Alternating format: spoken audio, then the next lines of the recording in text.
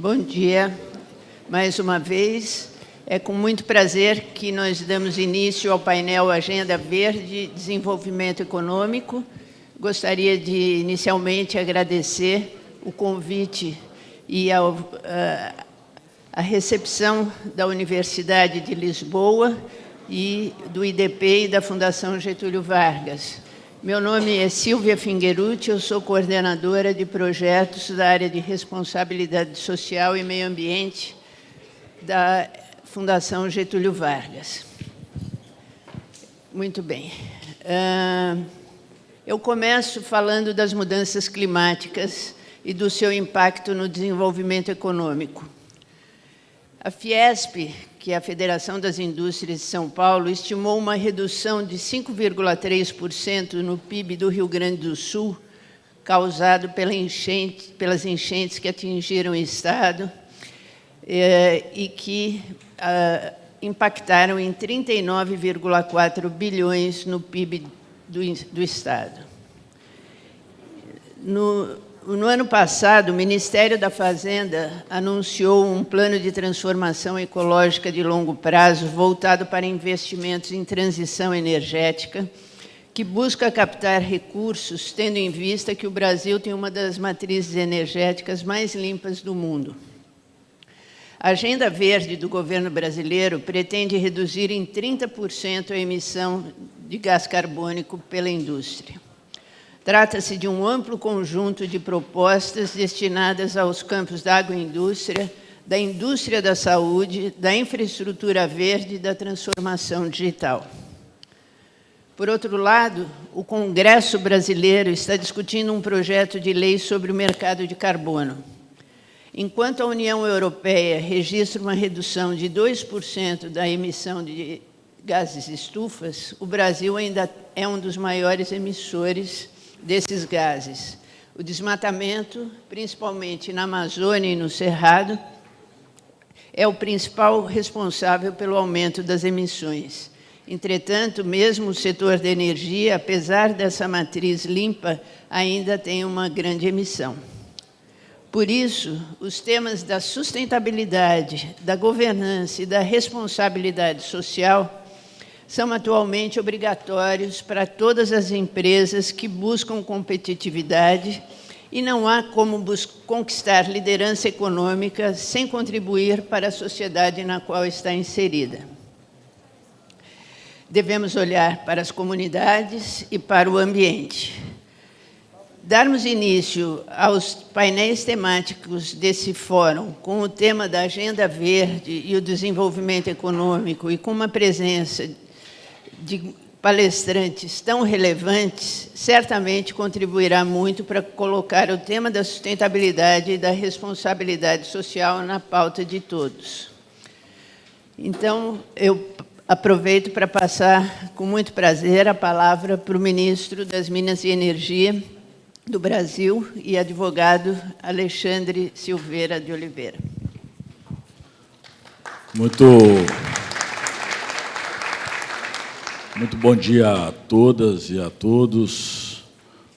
Cumprimentar meus colegas de mesa, cumprimentar a nossa querida senadora Elisiane, em nome dela estender a minha reverência, o meu respeito a todo o parlamento. E quando se fala em parlamento, se firma o pé na democracia, que é um valor tão caro a todos nós. Embaixador Carreiro, em nome de estender cumprimento a todos os colegas de governo. Está aqui também nosso sempre ex-senador Romero Jucá, o qual eu abraço, meus colegas aqui de mesa. Mais uma vez, eu não poderia deixar, começando, em especial estando no exterior, representando o Brasil, de destacar os pontos positivos do momento que nós vivemos. Nós temos um déficit de conta corrente no Brasil hoje de menos de 1%. Uma balança comercial estruturalmente que é a terceira maior do mundo, atrás apenas da Alemanha e da China, e crescente. Uma inflação de 4% ao ano, uma dívida externa equivalente a 1/3 das nossas reservas. Então, o nosso ambiente macroeconômico está colocado. E, em sequência a isso, o mundo debate com vigor, em especial depois da guerra da Rússia com a Ucrânia, dois temas fundamentais, essenciais, e que eu destaco sempre, vão acontecer por bem ou por mal, e eu espero que seja por bem, que é a questão da transição energética e da segurança alimentar. Em especial da transição energética, eu falo que por bem ou por mal, porque as mudanças, os efeitos das mudanças climáticas são notórios, patentes e saltam às vistas de todos nós. E essa economia, que é a economia que nós acreditamos, que é a economia verde, ela vai se impor de uma forma ou de outra. Esperamos que seja com a consciência global, porque a transição energética só vai se dar efetivamente num discurso global, porque ela teve início, incontestavelmente, sob o pilar e sob o alicerce da sustentabilidade. Mas hoje ela é também, nós não podemos negar, um grande fronte econômico mundial, global. E o Brasil, pelas suas peculiaridades, mas também pelas políticas públicas implementadas ao longo dos anos, investiu muito nessa matriz, que hoje nós temos tanta orgulho de poder dizer que nos coloca na liderança global da transição energética. 88% até semana passada, porque semana passada saiu os dados do Fórum Mundial, que nos colocou ainda mais bem posicionados do ponto de vista da nossa matriz de energia elétrica, 89,2% de energia limpa e renovável. Energia hidrelétrica, biomassa, solar, eólica, nuclear, que é uma energia firme e importante, uma energia limpa, não renovável, mas limpa, mas é uma peculiaridade do Brasil, é uma força nacional, e eu digo sempre, defendo a nossa pluralidade energética como uma grande frente, como eu destaco mais uma vez, econômica. Nós podemos afirmar de forma extremamente vigorosa que somos o paraíso dos biocombustíveis. Ninguém investiu tanto nas últimas décadas em biocombustíveis como o Brasil. E nós, na compreensão de que os extremos não contribuem e que a boa política deve buscar sempre discutir os problemas reais da sociedade, e eu tenho defendido isso de forma extremamente clara e transparente, que o passar boiada num mundo globalizado ia nos levar ao isolamento econômico. Era incontestável que as barreiras se tornariam cada vez mais vigorosas, mais contundentes. Nós não deixaríamos de poder sonhar com a indústria de baixo carbono, com a agricultura de baixo carbono, com respeito internacional, e isso ia nos levar à bancarrota econômica. E também nós não podemos deixar de reconhecer e brigar pela governança global, e não podemos pagar um nacional pelo achismo ideológico. Então, eu acredito no caminho do equilíbrio, no caminho do meio, no caminho da construção, no caminho do debate político, para que a gente possa continuar avançando nessas políticas que equilibram desenvolvimento econômico com sustentabilidade e num país onde, para se tratar a doença mais grave que nós temos, que ainda é uma realidade, que é fome, miséria e desigualdade social, frutos sociais. Desenvolvimento com sustentabilidade e com efetivos frutos sociais, deixando assim e cumprindo o grande mistério de quem busca implementar políticas públicas, que é deixar resultados efetivos para a sociedade. E as políticas implementadas no último ano, professora, são muito claras. Enviamos ao Congresso Nacional, e aqui eu quero render minha homenagem à velocidade com que a Câmara dos Deputados teve a lucidez de aprovar na íntegra o projeto Combustível do Futuro. Projeto que, na minha opinião, vai ser um projeto que vai marcar a história da sustentabilidade nacional. Hoje, nós temos uma limitação legal de 27,5% de mistura do etanol, esse grande potencial que tem o Brasil na produção, em especial depois da entrada do etanol de milho. O etanol de milho, nós vamos agora inaugurar em Sinop, em agosto, a maior fábrica de etanol do planeta, lá em Sinop, 6 milhões de litros dia.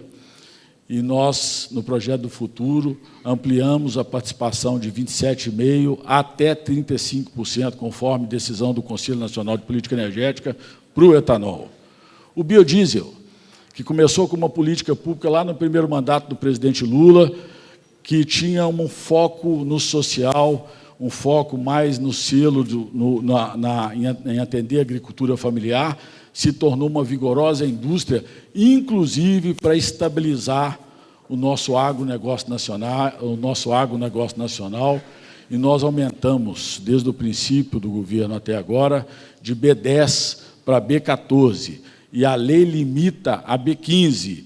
No projeto Combustível do Futuro, nós estamos ampliando de B15 até, conforme decisão do Conselho Nacional de Política Energética, até B25. Regulamentamos no projeto, que eu espero que seja aprovado em breve, senadora Elisiana, pelo Senado da República, a captura e estocagem de carbono, para que a gente possa, no caso do etanol, por exemplo, não só comemorar e apresentar ao mundo o etanol de segunda geração, que aproveita os rejeitos da produção da primeira leva de etanol, aproveita os rejeitos para produzir o etanol, que esse sim já reconhecido, inclusive com prêmio verde, e aí eu vou destacar muito o prêmio verde, porque ele é fundamental para que a transição energética se dê de forma efetiva e mais célere, porque há dinheiro na mesa, há de se colocar a questão econômica compatibilizada com a questão da sustentabilidade. Então, regulamentamos o CCUS. Criamos e tivemos a coragem de implementar mandato, Esteves, para o diesel verde, uma nova indústria nacional que vai surgir com muito vigor. Então, nós estamos mandatando o diesel verde.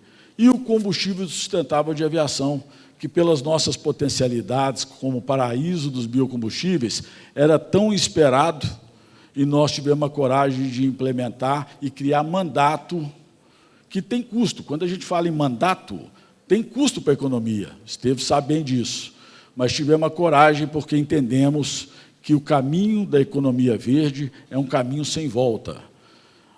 As questões climáticas se imporão de uma forma muito vigorosa. Mas tem uma outra questão que é fundamental, que é uma questão cultural. Nós sabemos bem como é que funcionava a indústria do tabaco.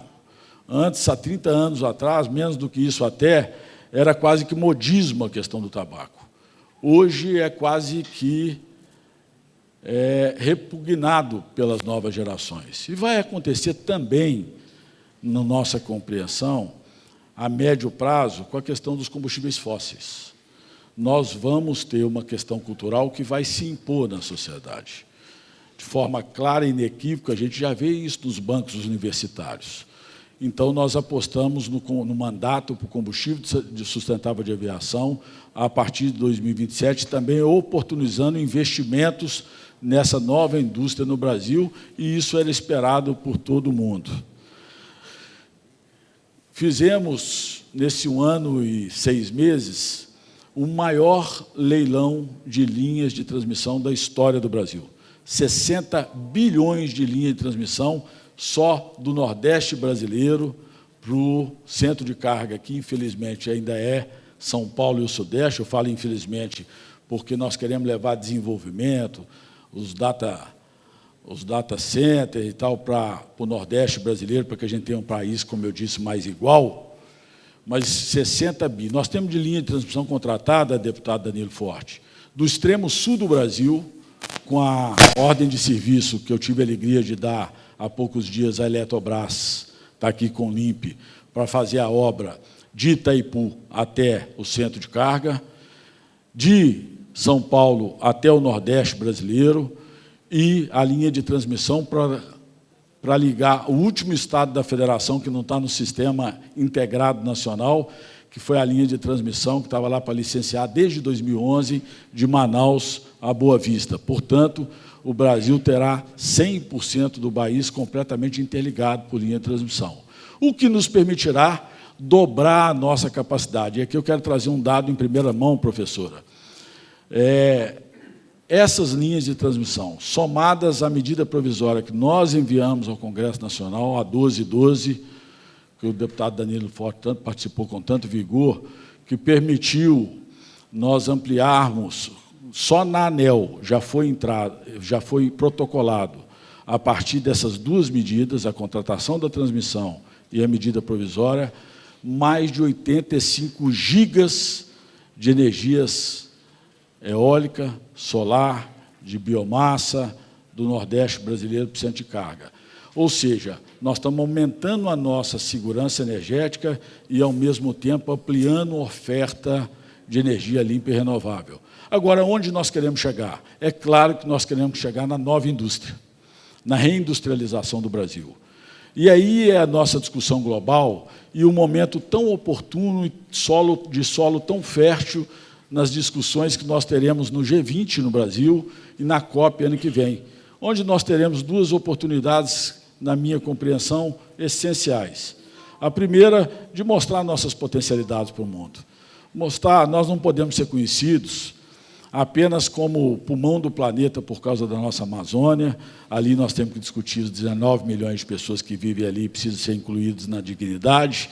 Nós temos que mostrar a nossa matriz energética, mas, ao mesmo tempo, nós temos que demonstrar e discutir o que foi estabelecido em 2015 no Acordo de Paris e 2009 no Acordo de Copenhague, que é a briga e a luta internacional da governança global para a transição energética, que os países industrializados realmente façam os investimentos de forma mais equânime, de forma mais bem distribuída, para que os países do sul global também sejam inseridos na transição energética, que, na nossa visão, tem que ser justa e inclusiva, porque ela é também uma oportunidade econômica, ela não deve ser vista apenas pela imposição da sustentabilidade, que é tão fundamental e que alicerçou a transição, mas, já que ela é uma oportunidade econômica, ela tem que ser vista pelo âmbito da inclusão.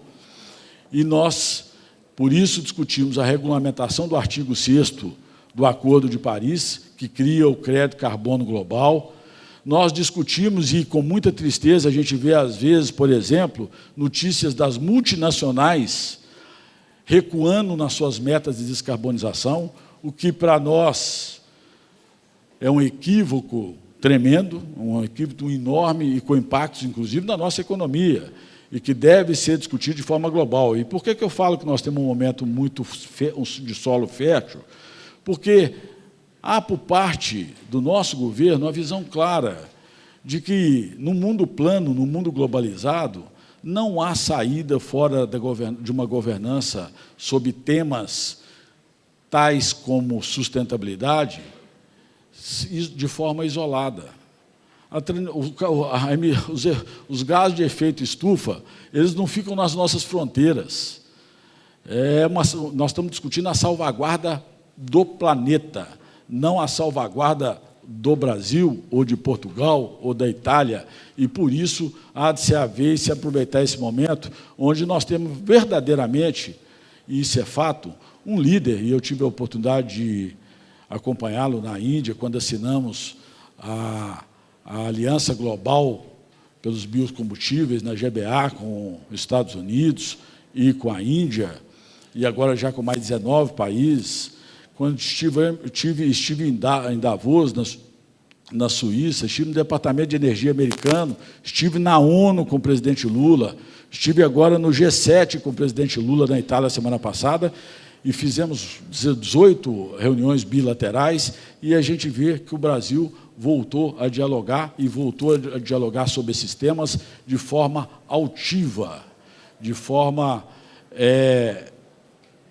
serena, equilibrada, mas com a autoridade que nos foi dada pela nossa matriz energética, pelas nossas condições climáticas, pelas nossas potencialidades naturais, 11% da água doce do planeta, pelas potencialidades que nós temos, e eu acredito muito que a taxonomia discutida no mundo, ela, ao invés de ser uma barreira imposta pelos países, ela é uma grande oportunidade da gente, respeitando a soberania de cada um, a gente aproveitar a nossa. E a nossa, ela é, como eu disse, plural. O hidrogênio verde, eu estive aqui ontem na Espanha, na Iberdrola, vendo a cadeia produtiva do hidrogênio, Danilo. E a fábrica de hidrogênio já produzindo fertilizante, e os números da Espanha demonstram claramente que, comparativamente com o nosso preço do gás no Brasil, o hidrogênio já é, para a produção interna, mais viável do que o gás, para a produção interna. Só não é externa, porque nós precisamos, aí é uma outra luta que eu tenho tido lá de forma também sustentável, mas defendendo os interesses nacionais, que têm que ser também colocados pelas nossas particularidades, defendendo se nós podemos importar o gás não convencional, e o Brasil foi o primeiro país, em 1970, a importar gás não convencional dos Estados Unidos, se nós estamos discutindo aumentar a oferta de gás, importando gás de vaca morta, para aumentar e, consequentemente, diminuir o preço do nosso gás, que não é nada competitivo, e o Brasil não pode ser visto como um país também sob a ótica extrativista. Nós queremos, pelo menos, parte do nosso setor mineral, porque temos que correr da hipocrisia, nós temos que defender a mineração sustentável, a mineração legal, porque não existe transição energética sem minerais críticos, que nós somos, em potencial, produtores. Não existe transição sem o lítio, sem o cobre, que nós somos tão ricos.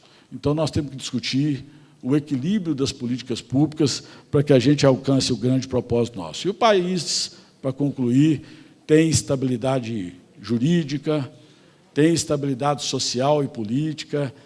Ninguém discute a posição geopolítica da América do Sul, né? Nós não temos problema de conflitos de maior monta e, portanto, as nossas potencialidades saltam aos olhos. E nós não estamos fazendo esse debate internacional porque quem quiser e não investiu e quiser realmente cumprir com os acordos internacionais, tem no Brasil solo fértil para investir e manufaturar riquezas e produzir agricultura de baixo carbono, aço verde, e é assim que nós vamos valorar a nossa matriz energética. Portanto, professora, era uma explanação inicial, não só para mostrar as nossas potencialidades já conhecidas, mas para mostrar, principalmente, as políticas públicas e aquilo que nós resolvemos efetivamente apostar. No nosso governo, não passa boiada e resolvemos apostar na economia verde. Nós entendemos que não há saída fora da economia verde. Zé Alencar falava que fora da lei não há salvação, saudoso vice-presidente Zé Alencar. Eu digo sempre que fora da economia verde não haverá salvação. Em muito pouco tempo, as energias serão renováveis, cada vez mais nós vamos avançar na bateria, cada vez mais nós vamos conseguir estabilidade das energias que são intermitentes hoje, e isso vai fazer com que quem pagou o preço por ter transmissão, por ter estabilidade jurídica e regulatória, é importante agora destacar que nós tivemos a coragem de publicar o decreto das linhas gerais da renovação das distribuidoras, demonstrando que o Brasil é um país sério, porque capital internacional chegou no Brasil há 20, 22, 25 anos e investiram em distribuição no Brasil, acreditando que iam ficar no Brasil por várias décadas.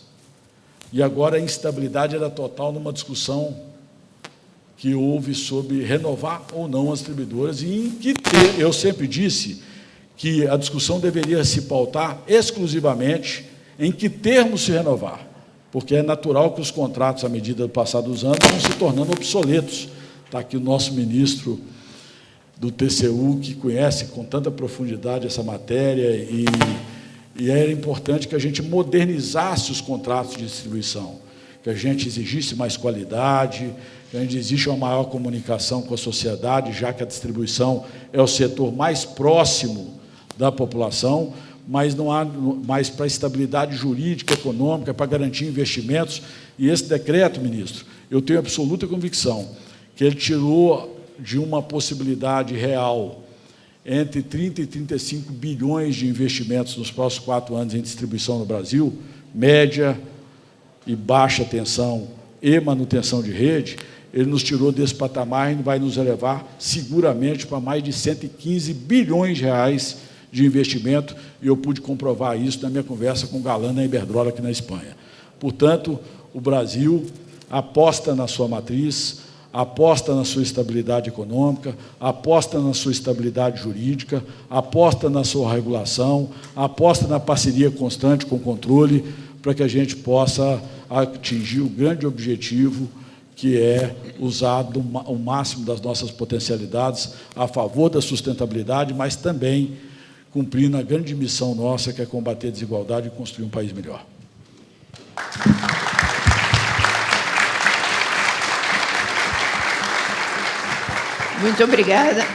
Muito obrigada, ministro. São boas notícias, mas também são enormes os desafios, não é? Estamos aqui juntos para encará-los. Eu volto a convidar a vice-governadora do Estado do Pará, a senhora Hanna Gassan, se ela já estiver presente, e o senhor Antônio Gomes Mota, presidente da IDP Renováveis, que eu acho que não estão presentes. Então, eu passo a palavra para a senhora Patrícia Freitas, que é presidente da Prudential Brasil, uma das maiores seguradoras do mundo, e é uma pessoa que tem a sua carreira pautada pela tecnologia, então vai nos trazer a visão do mercado. Muito obrigada. Obrigada. Bom dia a todas e a todos. Cumprimento aqui a professora Silvia, com isso cumprimento aqui os meus colegas de painel. E, professora, você acabou de falar de enfrentarmos esses desafios juntos.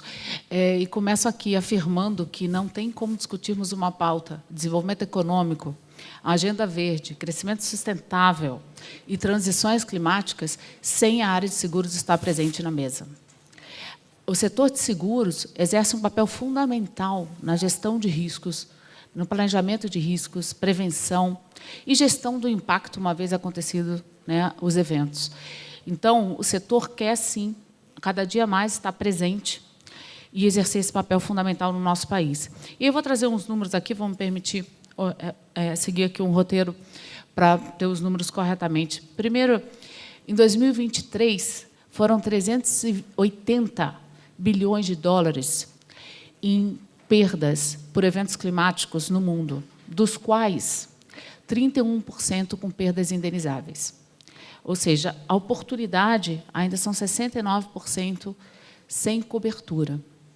E quando a gente traz isso para o Brasil, a gente olha aí no patamar aí 10 anos, no horizonte de 10 anos, até 2022, nós falamos em 320 bilhões de reais de perdas por tragédias, por eventos climáticos.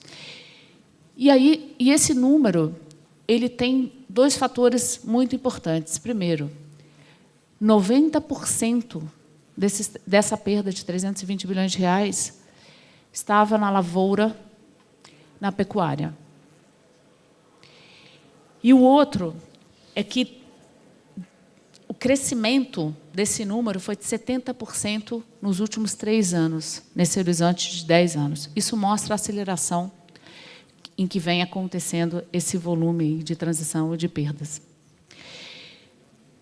Um outro dado, em 2023, a gente teve, em média, 3 eventos climáticos por dia no nosso país. Então, acho que se trazem alguns números que são aí alarmantes para a gente estar bem, né, atento. E eu não poderia deixar de citar aqui, claro, trazendo toda a solidariedade que temos ao nosso Rio Grande do Sul, que vivencia agora mais uma grande tragédia depois do último ano, e onde já temos ali mais de 10 mil pessoas desabrigadas, né, onde o governo anuncia essa semana, já 39 bilhões aí de reforço para o Estado. E aí volta ao ponto da necessidade dos seguros estar mais presente no nosso país. Nós temos hoje já declarados perto de 4 bilhões de perdas reportadas no nosso segmento. A gente não faz projeções de onde isso vai chegar no Rio Grande do Sul, mas a gente tem a certeza, infelizmente, que esse número vai crescer. Bom, quero trazer para os senhores o nosso setor no Brasil. Alguns dados do nosso setor de seguros no Brasil. Primeiro, um setor que tem 6,2% de contribuição no nosso PIB, e já temos uma meta declarada no setor de chegar a 10% em 2030. A gente emprega hoje 185 mil, temos 185 mil empregos diretos, fora todo o ecossistema que envolve o setor de seguros. E aí, nós brasileiros, temos normalmente a ideia de que os nossos veículos estão sempre segurados, que o brasileiro tem a consciência de seguro do veículo. Então, pasmem, porque menos de 30% dos veículos brasileiros são segurados. Quando a gente vai para residências, são menos de 20%. Vida, setor em que nós atuamos aqui fortemente, 16% das vidas são protegidas no Brasil. E quando a gente vai para as plantações, nós estamos falando em 10% de proteção. Acho que dá para ver, de novo, a oportunidade que a gente tem, mas também o desafio que se coloca aí à nossa frente nesse debate. Bom, eu queria começar aqui dizendo, trazendo aí o reforço, né, do segmento a um programa, né, já existente, né, que é o programa aí de subsídios aí para o seguro rural.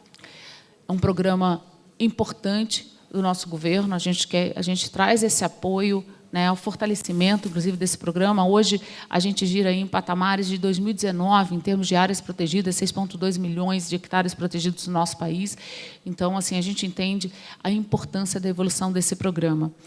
O setor debate também o Fundo de Seguro Rural, formado aí para o setor privado e setor público, trazendo seguradores, resseguradoras e a União, para, de novo, fortalecer o segmento. Instrumentos como seguro-garantia, seguro de responsabilidade civil, seguros de riscos de engenharia, que podem garantir a continuidade de obras públicas e privadas, que precisam ser incentivados no nosso país. Ainda são instrumentos muito pouco utilizados, apesar de disponíveis. Bom, trago aqui, esse ano, a nossa confederação publicou o Plano Estratégico de Sustentabilidade, e em 3 eixos principais: transição justa para uma economia sustentável e de baixo carbono, resiliência frente às mudanças climáticas, e inclusão e combate à desigualdade. 3 eixos desafiadores, mais possíveis e que a gente precisa endereçar. Bom, o plano estratégico, claro, vem alinhado aí com as questões regulatórias que nós temos no nosso órgão regulador, a SUSEP, que traz regulamentações em relação à sustentabilidade, traz aí o plano de taxonomia brasileiro e traz como meta uma publicação esse ano dos seguros, os critérios para seguros e previdência verde. Então, é uma publicação que a gente espera do nosso órgão regulador, determinando claramente quais são esses critérios. O objetivo aqui não é fazer o famoso greenwashing, onde a propaganda é maior do que o fato, é realmente trazer critérios objetivos em que a gente possa afirmar que temos seguros e uma previdência verde. Bom, trago aqui também, para as senhoras e para os senhores, algumas oportunidades que vemos no mercado e temos trazido aí a debate nos vários fóruns em que participamos. Primeiro, seguro social de catástrofe. Um seguro que possa trazer, aí, através de uma contribuição bem pequena, mensal, uma oportunidade de ter um fundo para cobertura de tragédias como essa, indenizações que a gente possa trazer, indenizações imediatas, assistência funeral, no caso de ocorrências como essas que a gente vem enfrentando. Um outro, em parceria aí com o ICLEI, que é a Associação Global de Governos dedicada à sustentabilidade, um programa de seguros para suporte aos municípios em caso de desastre climático, para a gente rever as estruturas dos municípios que precisam ser resgatadas e precisam ser reconstruídas, as estruturas urbanas desses municípios. O seguro de crédito carbono, que levaremos aí fortemente na discussão da COP30 no próximo ano. O seguro, e aí é uma interlocução com o Ministério de Minas e Energia, ministro, seguros de barragens e descomissionamento. E aí eu reforço aqui mais uma vez a pauta e a oportunidade que a gente tem de seguros no nosso país, a importância de se levar à frente essas iniciativas que estão sendo debatidas e realmente implementá-las. E a gente só vai ter um país com crescimento sustentável se a gente trouxer o equilíbrio da gestão de riscos para essa agenda, e esse é o papel do nosso setor de seguros. Então, reafirmo aqui, agradeço a atenção de vocês, mas, de novo, espero que os números aqui fiquem na cabeça de cada um, e principalmente a oportunidade que nós temos juntos, através de uma parceria público-privada, através desse debate junto ao governo, junto ao nosso órgão regulador, com as empresas de seguros privados, da gente expandir o nosso segmento e trazer um equilíbrio para o nosso país e para as tragédias que podem e que sabemos que virão acontecer, esperamos que mínimas, mas sabemos que virão acontecer. Então, obrigada. Obrigada pela palavra.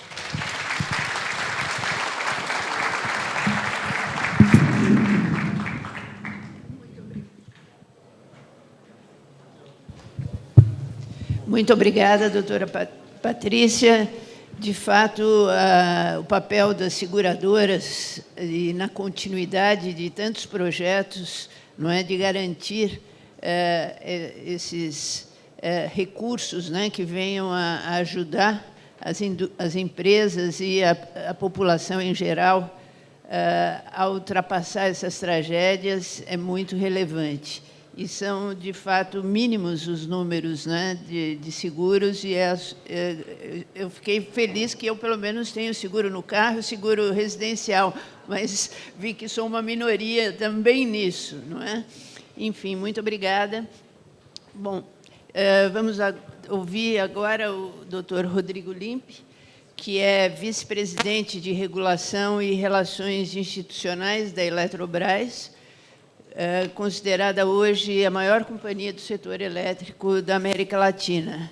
Ele é engenheiro com especialização em Direito Regulatório. Muito bem-vindo. Obrigado, Silvia.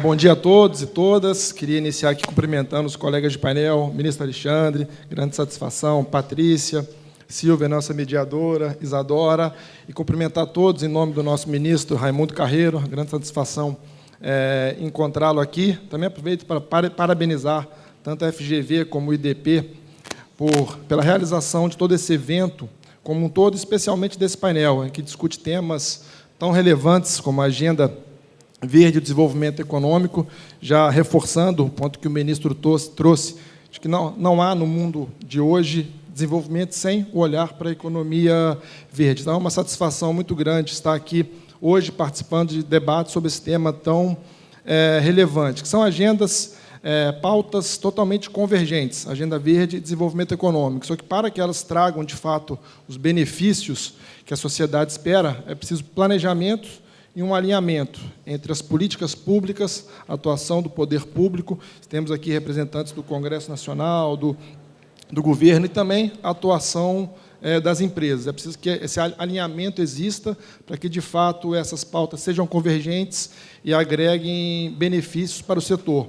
E trazendo um pouco mais para o setor elétrico, que é o campo de atuação da Eletrobras, reforçando até alguns números que o ministro já trouxe, a referência e o exemplo que o Brasil é em termos de energia renovável, em que cerca de 90%, 89% de toda a energia consumida no Brasil ela vem de energias renováveis, então é uma matriz referência mundial.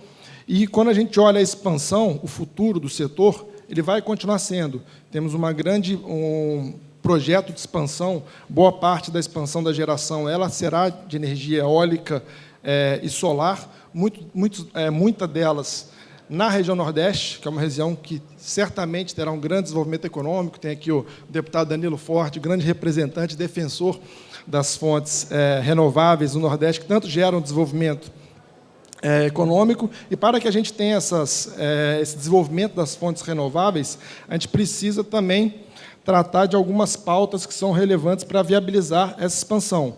Aqui eu trago uma menção às fontes que agregam aquela segurança energética. Está aqui o Márcio Reia, presidente do INS, secretário Gentil de Energia Elétrica, que acompanham diariamente a operação do sistema, e que sem as fontes que agregam a segurança energética, não se viabilizaria uma expansão tão forte em eólica e solar, principalmente. Aqui eu destaco a fonte hidrelétrica, que, além de ser uma fonte que agrega flexibilidade na operação, segurança energética, é uma fonte também renovável e limpa. E também o sistema de transmissão de energia, que interligam as regiões e permitem o escoamento dessa energia renovável. Muitas vezes, quando se fala de transição energética, só se fala nas fontes. Muitas vezes se esquecem que a transmissão é um elemento fundamental na transição energética. E o Brasil é um exemplo em termos de sistema interligado. Eu vou abordar um pouco mais à frente a interligação de Roraima, que hoje é o único estado, até o senador Romero Jucá, a quem aproveito para cumprimentar, uma obra que a Eletrobras tem liderado, tem avançado. E os investimentos futuros.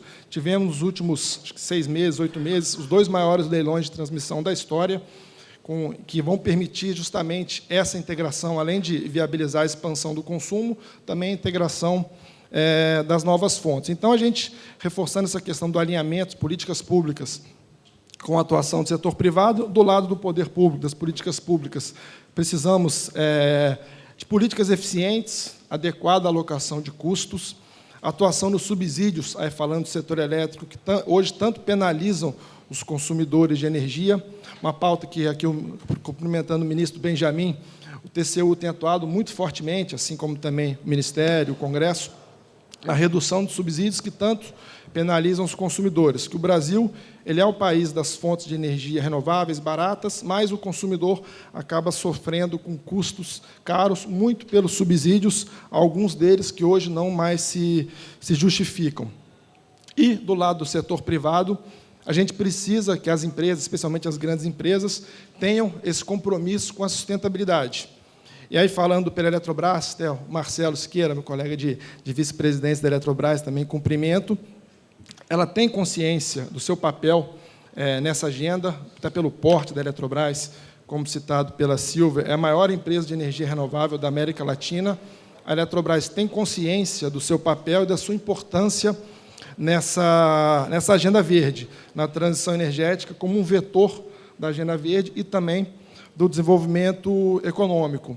E temos trabalhado muito nesse sentido, especialmente nos últimos 2 anos. Aprovamos, no ano passado, o nosso compromisso Net Zero 2030, alinhando com as metas globais de redução das emissões de gases causadores de efeito estufa. A Eletrobras caminha com alguns desinvestimentos que foram feitos para ser uma empresa 100% renovável, é a maior empresa da América Latina e caminha para ser 100% renovável e ampliando seus investimentos. Mais do que dobramos nossos investimentos nos últimos anos em relação ao período anterior da capitalização. Em geração de energia, temos um grande projeto de energia eólica sendo desenvolvido na região sul do Brasil, que tanto tem sofrido. Aproveito também para reforçar as palavras já feitas de solidariedade com o povo do Rio Grande do Sul, projeto de Coxilha Negra. Também na transmissão, a interligação de Roraima por Manaus, uma obra que desde 2011, foi listada em 2011, e que, de fato, só iniciaram as obras nos últimos anos. E a Eletrobras tem muito orgulho de participar desse projeto, de impulsionar essa obra que tantos benefícios trará, em termos de segurança energética para o Estado e também em termos de descarbonização. Roraima, que ainda é atendido uma parte muito relevante através de usinas térmicas a diesel, teve uma modernização recente com usinas a gás, mas ainda tem um parque diesel muito grande, então a interligação vai permitir essa redução. Então, além de segurança energética, contribui com a sustentabilidade do Estado. Nos leilões de transmissão, a Eletrobras, depois de um longo período sem participar, voltou a participar muito ativamente. No último leilão, tivemos a satisfação de vencer 4 lotes, totalizando investimentos de cerca de 6 bilhões, até assinaremos o contrato de concessão nos próximos dias com a ANEEL e com o Ministério de Minas e Energia, e também investimentos nos ativos existentes, reforçando a resiliência do sistema, a modernização de ativos, tanto de transmissão e de geração, que tanto são importantes nessa pauta da Agenda Verde, gerando emprego, desenvolvimento econômico, segurança energética e sustentabilidade. Então, de forma geral, do lado das empresas, a gente sente, não só falando pela Eletrobras, mas tenho certeza que todas as outras empresas, muita disposição em investir nessa agenda verde, especialmente no Brasil. E é claro que, para que os investimentos aconteçam da forma adequada, são necessárias regras claras, segurança jurídica, estabilidade regulatória, respeito às decisões tomadas. Isso tudo a gente observa uma aderência muito grande com o que tem sido discutido em termos de políticas públicas. Em termos de futuro, também queria citar aqui rapidamente o desenvolvimento das novas tecnologias, aqui fazendo uma menção específica ao hidrogênio verde, em que também, para que a gente consiga tornar o hidrogênio verde uma realidade que gere desenvolvimento, a gente precisa também muito fortemente desse alinhamento das políticas públicas com a atuação das empresas. Então, tivemos recentemente, pelo CNPE, a aprovação da Política Nacional do Hidrogênio Verde. Tivemos no Senado Federal, 2 semanas atrás, aproveito para cumprimentar a senadora Elisiane Gama, a aprovação do projeto do hidrogênio verde, ainda falta uma votação de destaques, mas foi um avanço muito importante. Queria destacar um ponto especial, que foi a inclusão das hidrelétricas como fonte para o hidrogênio verde, que esse é um grande potencial competitivo do Brasil. De fato, não seria, na nossa percepção, positivo para o país excluir as fontes hidrelétricas, que são fontes renováveis, agregam tanta segurança e sustentabilidade para o setor. Aproveito e cumprimento aqui também meu amigo Marcelo Moraes, que tanto atua nas pautas de sustentabilidade no Congresso, presidindo o FEMASE. E a Eletrobras, além das políticas públicas, ela também tem feito a sua parte. Temos atuado fortemente na pauta do hidrogênio verde. Temos já uma planta, ainda em menor escala, mas já em operação em Itumbiara, que é a planta que maior quantidade de hidrogênio verde produz no Brasil, em Itumbiara, e feitos diversos estudos e parcerias visando a produção de hidrogênio verde em maior escala. Temos dedicado muita atenção a essa pauta, buscando parcerias com grandes empresas também alinhadas com esse objetivo do desenvolvimento sustentável do país. Então, a gente enxerga um futuro muito promissor para o Brasil, tantos benefícios vai gerar em termos econômicos, socioeconômicos, desenvolvimento de regiões ainda muito carentes no Brasil, que, infelizmente, ainda temos, e a Agenda Verde ela é um vetor para permitir esse desenvolvimento. Então, para concluir, só reforçar a importância desse alinhamento das políticas públicas, do poder público, do setor privado e também da academia, parabenizando aqui novamente a FGV e o IDP pela realização desse grande debate. Então, muito obrigado a todos.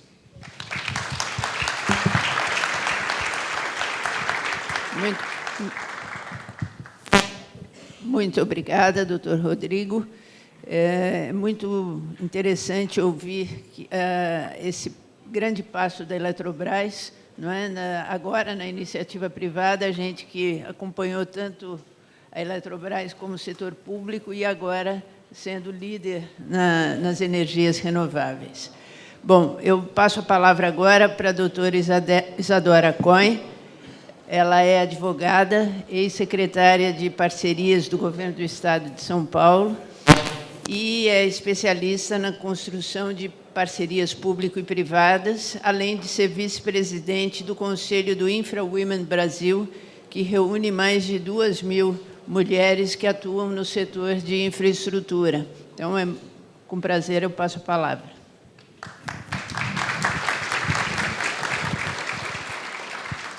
Muito obrigada, Silvia. Obrigada a todos e todas. Para mim é uma enorme honra poder compor essa mesa ao lado de pessoas que eu tanto admiro. Então, cumprimentando aqui os painelistas, gostaria de agradecer mais uma vez pelo convite à professora Silvia, também ao professor Marcato, e parabenizar a FGV, o IDP e também, claro, a Universidade de Lisboa por essa iniciativa tão incrível de reunir mentes tão brilhantes aqui para discutir temas tão candentes e importantes para o desenvolvimento das nações. Queria cumprimentar cumprimentar todas as autoridades, e aqui também, em nome do ministro Benjamin Zimmer, todos os controles, a minha querida amiga doutora Inês, Procuradora-Geral do Estado de São Paulo, cumprimentar também todos os servidores.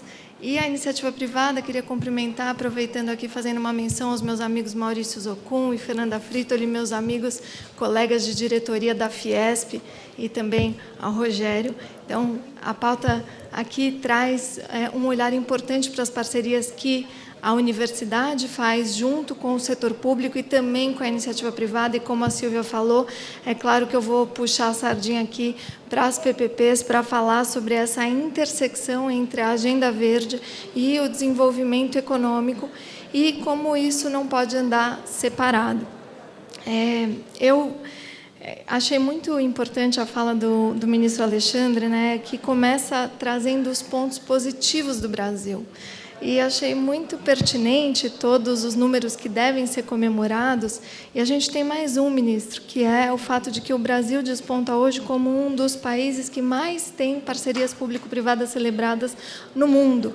A gente conta com quase 300 projetos, isso sem contar as concessões em âmbito federal, de parcerias público-privadas que foram celebrados desde 2006 até agora.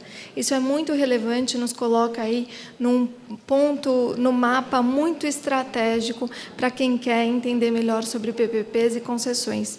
E não por outro motivo, por nós já termos mais de, ou quase 300 projetos de PPPs, eu acho que a gente deve aprender com o que já foi feito e aprimorar aquilo que já foi de alguma forma, aprendido por todos nós nesses projetos. Esse ambiente é muito profícuo, né? E por que a gente fala de PPPs? Porque hoje a gente tem coisas muito interessantes acontecendo no universo das parcerias público-privadas.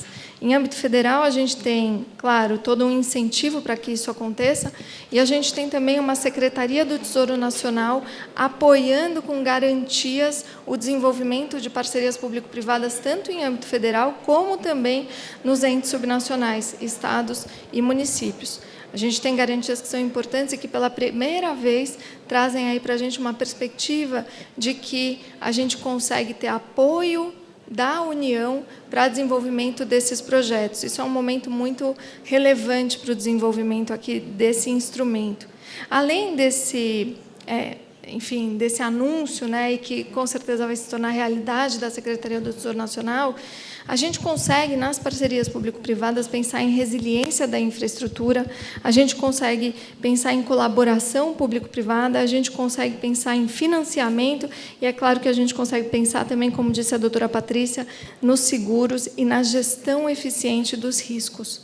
E aqui, para a gente fazer a intersecção com a Agenda Verde, eu vou tratar de 2 temas específicos, e eu serei muito breve na minha fala. O primeiro desses temas é sobre as PPPs para a manutenção das florestas em pé. Enquanto a gente fala aqui, está tendo um painel sobre o mercado de carbono. E são esforços que correm em paralelo, tanto a regulação do carbono, do mercado de carbono no Brasil, como o desenvolvimento de parcerias público-privadas para a conservação da floresta em pé e para a geração de créditos de carbono, que posiciona o Brasil no mapa do mundo, quando o assunto é carbono e a agenda de desenvolvimento verde. E o outro tema que eu vou abordar é sobre as parcerias público-privadas em drenagem.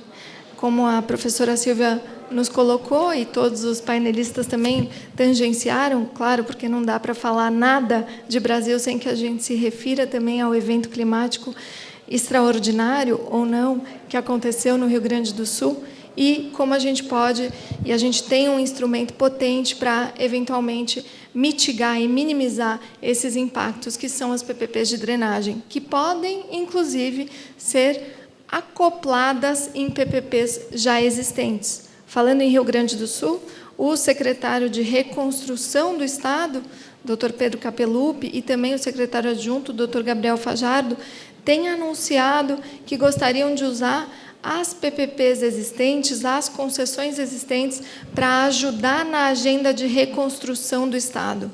E por que isso é tão interessante? Porque mostra como esse mecanismo ele traz justamente aquilo que eu falei da resiliência da infraestrutura. Como são contratações de longo prazo, a gente tem mobilizada uma parceria, um parceiro privado que apoia o governo em dar respostas rápidas e ágeis para aquilo que se apresenta. E por que não usar justamente essas parcerias para abranger a reconstrução de temas correlatos, de trechos adjacentes? Isso é muito importante, a gente precisa olhar para isso agora. Os eventos não são novidades, né? Como disse a doutora Patrícia, a gente já está cada vez mais se acostumando com isso. Mas é verdade que a gente precisa ter cada vez mais, enfim, olhar atento para as soluções que vão ser aí colocadas para que a gente possa resolver esses problemas de uma vez por todas, e as PPPs estão a serviço disso. Para falar sobre as PPPs da Floresta em Pé, e também do InfraWomen Brasil, que, como a professora Silvia falou, hoje reúne e congrega mais de 2.000 mulheres, né? A gente começou com 5 e hoje nós somos mais de 2.000. Fica aqui um convite, inclusive, para todas as mulheres que estão nessa plateia. Eu fico muito contente de ver muitas de vocês aqui, que vocês se inscrevam no InfraWomen Brasil e participem e colaborem aqui com os diálogos que nós temos. Eu aprendi com uma colega minha do InfraWomen que se a gente mantivesse a nossa Amazônia em pé, olha que importante, se nós mantivéssemos a nossa Amazônia em pé, nós possivelmente conseguiríamos atribuir um valor de mais de 300 bilhões de dólares para essa nossa floresta. E hoje, felizmente, nós temos iniciativas nesse sentido que passam justamente pelas parcerias público-privadas. Isso sem contar, né, estou falando em crédito de carbono, isso sem contar a biodiversidade, a preservação dos rios e a preservação de algo que a doutora Inês sempre coloca e sempre enfoca, que são os, enfim, os vulneráveis, né, e todo o olhar social que a gente tem que ter também para essas áreas. Hoje a gente tem em curso, professora Silvia, e aí só para mencionar, e fazendo aí menção também à terra do ministro Alexandre, a gente tem uma iniciativa importante em Minas Gerais, interessante, de preservação de áreas degradadas pela iniciativa privada, com venda de eucalipto, né, de madeira sustentável, que é muito interessante, que vale a pena ser olhada. A gente tem aí o BNDES olhando para pagamentos por serviços ambientais, o que também é relevante para esse momento. Nós temos o BID, o Banco Interamericano de Desenvolvimento, junto com Roraima, como, né, disse o Rodrigo aqui, e também com o Pará, que infelizmente a nossa governadora não está aqui conosco, mas fazendo aí um esforço para fazer PPPs, parcerias público-privadas para a preservação das áreas da floresta em pé e para a geração de crédito de carbono pela iniciativa privada. Aqui eu posso citar as florestas nacionais de Anauá, né, em Roraima, e posso citar também, no Pará, as que vão receber esses esforços, que são as florestas nacionais da Mulata, Aquiri, Trairão, e também uma iniciativa do próprio governo do Pará de fazer a parceria público-privada para as florestas do Iriri, do Paru e outras tantas. A gente está num bom caminho, mas a gente precisa acreditar mais nesse instrumento. E, brevemente, para concluir minha fala, falar sobre a drenagem. A gente tem experiências bem-sucedidas mundo afora. Por exemplo, em Barcelona. Barcelona, a gente tem um único prestador concessionário que faz todo o serviço de água, esgoto e também de drenagem. Por que não a gente se valer dessas experiências internacionais que fazem tanto sentido, que colocam os países desenvolvidos num outro nível, né, quando a gente fala de saneamento, e por que não a gente importar essas experiências bem-sucedidas para o Brasil? Hoje a gente tem um momento muito auspicioso para fazer isso. O novo marco foi aprovado há 4 anos. A gente tem construído cada vez mais projetos nesse sentido. A gente tem parlamentares que acreditam nessa agenda. A gente tem executivos que acreditam nessa agenda. A gente tem um mercado que tem se desenvolvido cada vez mais e melhor, com empresas privadas que vêm para apostar no Brasil. A gente tem, como disse o ministro Alexandre, segurança jurídica nos investimentos. Por que não, então, apostar nesse ambiente de tamanho desenvolvimento para que a gente não possa olhar para a drenagem por meio desse mecanismo que são as PPPs e fazer com que cada vez mais o nosso investimento em infraestrutura resiliente para casar a intersecção com a agenda verde e o desenvolvimento econômico sustentável não possa, de fato, ir para frente. Essas eram as minhas palavras. Muito obrigada mais uma vez.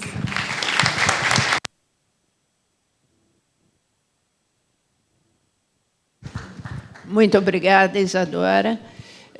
Só somando ao que você disse, Lisboa está colocando em andamento um grande projeto de drenagem que eu passei pela beira do Tejo e, na chegada aqui, vi que é um projeto também de grande porte que deve ser também exemplo para todos nós.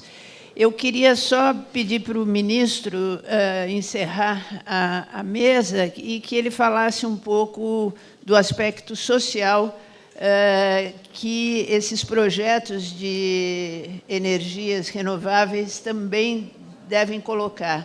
Não é? A gente sabe que desenvolvimento só será sustentável se ele olhar para as populações e, principalmente, aquelas mais vulneráveis. Então, se há eu sei que existe esse pensamento, mas que o senhor falasse um pouquinho sobre isso. Tendo feito, na minha primeira manifestação, um apanhado não só das potencialidades do Brasil, mas das políticas públicas de forma muito clara que tem sido implementada para a gente avançar, como eu disse, na agenda que, para nós, não há salvação fora dela, que é a agenda verde, a nova economia, vendo sob as duas vertentes da sustentabilidade e das oportunidades econômicas, com frutos sociais. Aí eu volto a uma constatação, aproveitando a presença aqui dos ministros do Tribunal de Contas da União, que mais conhecem do assunto, que é o nosso professor Benjamin Ziller, que, para se chegar na matriz energética que nós chegamos, nosso querido deputado Passarinho, o Brasil pagou caro por isso. É uma matriz energética que teve custo para a população brasileira, inclusive nos subsídios. Nós temos a nossa composição tarifária feita, boa parte dela, pela nossa conta de desenvolvimento energético, a famosa CDE, que tem lá 12 bilhões de custos da CCC, que ainda são, em consequência da nossa dimensão territorial, ainda são o óleo diesel dos sistemas isolados, pagos por essa conta da CCC, por isso a descarbonização, por isso que, quando eu fui com o presidente Lula, numa cidade tradicional da nossa Amazônia, que foi Parintins, desligar as térmicas e inaugurar a transmissão foi motivo de muita comemoração e dar ordem de serviço para a obra da Eletrobras de Manaus a Boa Vista, para desligar também as térmicas de Manaus, porque isso é redução de custo na veia a curto, médio prazo na CDE. Nós precisamos estarmos muito atentos, e nisso há uma clara política do nosso governo de não transigir na questão dos subsídios. Eu aproveito aqui a oportunidade da presença de tantos parlamentares nobres para dizer que, na nossa compreensão, nós chegamos no limite da compressão econômica na questão da energia elétrica no Brasil. Não há mais espaço, e eu tenho feito esse debate junto com o presidente Lula e com o ministro Haddad, para se absorver na conta de energia subsídios que alguns deles, me permitam a liberdade, alguns deles já não seriam necessários para incentivar novas fontes já há tempos, mas que, naturalmente, chegamos a uma conta de desenvolvimento energético de 39 bilhões de reais. O que nós temos feito é sermos muito firmes em duas questões que são fundamentais. Primeiro, não poderíamos deixar de respeitar algo que, no setor elétrico e no setor de investimento de infraestrutura, deve ser sagrado, que é a segurança jurídica. Então, nós tivemos que se virar a página em temas altamente espinhosos, e o Tribunal de Contas da União foi um grande parceiro nisso. Por exemplo, a contratação emergencial, porque o Brasil, infelizmente, depois de 20 anos, passou à beira, novamente, de uma crise energética grave. E aí tiveram as contratações emergenciais, e eu tratei isso com o tema da segurança jurídica acima de qualquer posição, porque o setor elétrico é um setor altamente judicializado. Eu falo sempre que você jamais vai tomar uma decisão no setor elétrico que você agrade todo mundo, porque ele é um queijo muito bem já dividido. Então, qualquer decisão, você vai estar passando um pouquinho para um interesse diverso, mas cabe ao gestor ter coragem de decidir. E uma linha que, para mim, é muito tênue é o equilíbrio que nós temos que buscar nesse setor entre segurança energética e modicidade tarifária. Não se tem uma matemática sobre isso, né, professor Benjamin? Não se tem um número exato sobre isso. Tanto é que, tendo aprendido com a crise de 2001, nós, 20 anos depois, com toda a tecnologia, com todo o dimensionamento, com a EPE funcionando, com o Comitê de Monitoramento do Setor Elétrico ativo, nós tivemos à beira de um colapso em 2021, e nós sabemos que energia caríssima é energia que não tem, que falta. E por isso eu citei na minha primeira pronunciamento a questão das baterias. Eu tenho a expectativa e a esperança, mas quero mais do que isso. Quero fazer um leilão, sim, de baterias no Brasil, porque eu tenho a expectativa que as energias intermitentes, a curto, médio prazo, espero que a curto, a gente tenha as baterias para poder estabilizar cada vez menores. Eu pude ver isso aqui na Espanha, para a gente estabilizar essas energias, aí sim nós vamos ter tranquilidade, porque não falta produção de energia, muito pelo contrário, no Brasil.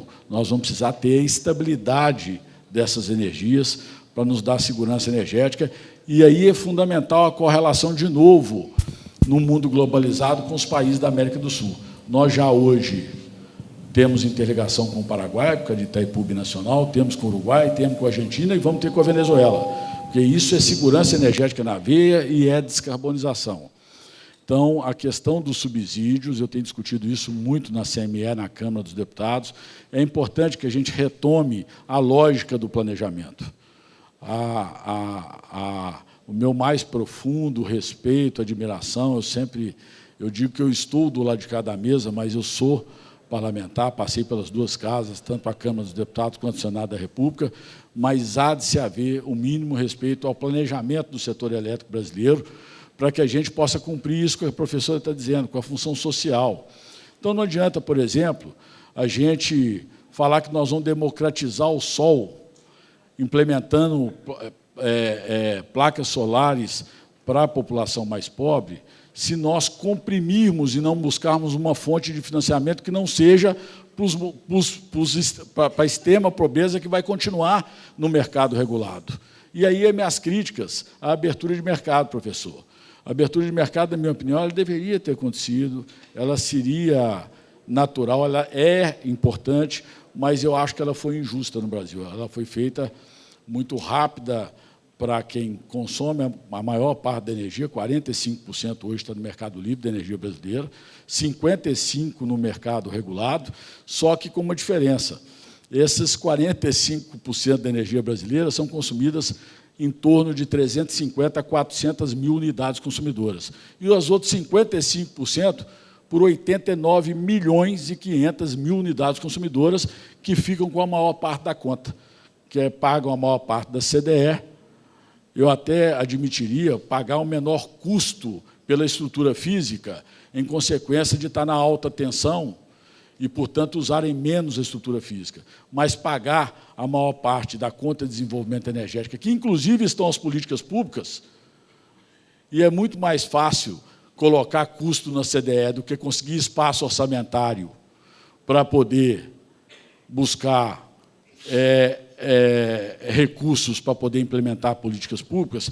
Então, eu tenho tido, já há mais de um ano, a coragem de trazer a público esse debate no Brasil. A transição energética deve ser justa, equilibrada e inclusiva. Se ela não for por esse caminho, nós vamos criar um círculo, ao invés de virtuoso, uma compressão na economia nacional e, consequentemente, com custos para o desenvolvimento social que é o grande propósito de um país em desenvolvimento como o Brasil, com as tantas diferenças latentes que nós temos. Então, essa é uma questão que nós temos trazido ao debate nacional, respeitando as diferenças, heterogeneidades. Agora mesmo eu explicava, professora, para concluir, na Câmara dos Deputados, na comissão, que é extremamente republicano, um país com as diferenças que nós temos, que Minas Gerais, por exemplo, defende a fonte solar, porque é a sua potencialidade do norte, do Jequitinhonha, do Mucuri, que o Ceará, que o Rio Grande do Norte, defende a fonte eólica, porque é a sua potencialidade maior, que o Rio de Janeiro defende a nuclear, porque precisamos da conclusão de Angra 3 para a extensão da linha de Angra 1, porque gera emprego, gera renda, gera desenvolvimento. Nós somos vários Brasis, como diz Guimarães Rosa, né? Minas são várias, e o Brasil é também vários. Mas o governo federal e aquele que cabe a responsabilidade de ser gestor de uma área tão sensível, eu costumo dizer que o Ministério de Minas e Energia do Brasil devia ser 3, professora. Devia ser um de energia, outro de petróleo, gás e biocombustíveis e o outro de mineração, porque a amplitude e as potencialidades dessas 3 áreas, que, na minha opinião, estão entre 40% e 45% da economia nacional, em especial nesse momento, são de uma responsabilidade tremenda. Mas tem alguns eixos que, para nós, são mantras. Um deles é a gente buscar, em todo o tempo, o equilíbrio entre segurança energética e modicidade tarifária, e não admitir, dentro das nossas limitações democráticas, a possibilidade da gente deprimir a economia e, em especial, prejudicar mais ainda a classe média e o consumidor e a população pobre, que paga a maior parte da conta no Brasil. Por isso, nós vamos apresentar, eu quero apresentar até final de agosto, e aí, virada a página desses problemas que eu acabei de citar, renovação distribuidora, nós estamos virando a página, PCS, viramos a página, compatibilizar, através da medida provisória 1212, transmissão com geração, para que não impedisse o crescimento da geração no Nordeste, porque quem pediu o direito à conexão, está aqui o representante da CEMIG, e a CEMIG tem falhado muito em Minas Gerais, porque deu os pareceres de acesso, e agora está sem condição, porque não fez o investimento adequado no momento certo, para poder recepcionar as energias solares, e é um grande problema no nosso Estado, doutor Oscar, aqui presente, Corrêa, grande jurista do Brasil e amigo nosso em Minas Gerais, nós precisamos de fazer isso acontecer. Agora, para concluir, então, é essa mão firme que a gente precisa de ter para que a gente faça da transição, como disse o Papa Francisco, uma oportunidade, além da sustentabilidade, uma oportunidade econômica também, de inclusão e de combate às diferenças sociais no Brasil. Então, professora, o emprego e a renda é uma obsessão para todos nós. Buscar esse equilíbrio constante entre público e privado. E o Brasil escolheu esse modelo, do modelo do setor elétrico ser praticamente todo privatizado. O que nós temos que buscar, professor Benjamin, Carreiro, na minha opinião? Fortalecer o formulador de política pública e o órgão regulador. E aí eu tenho esse debate sobre as agências reguladoras no Brasil, que também já é público. Nós precisamos, foi criada lá no governo Fernando Henrique, precisamos aperfeiçoar o modelo, porque as agências reguladoras não podem são reguladoras, e não podem confundir o seu papel como formulador de política.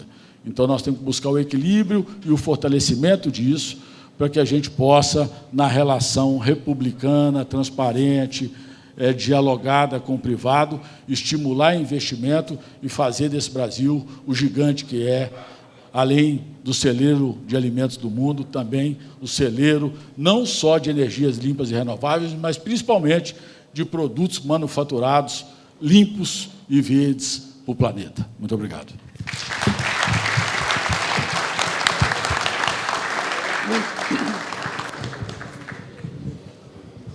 Muito obrigada, ministro. Muito obrigada, doutora Patrícia Freitas, muito obrigada, Rodrigo Limpe, muito obrigada, Isadora Cohen. Nós já estamos no limite do horário. Obrigada a todos pela presença e vamos continuar dialogando.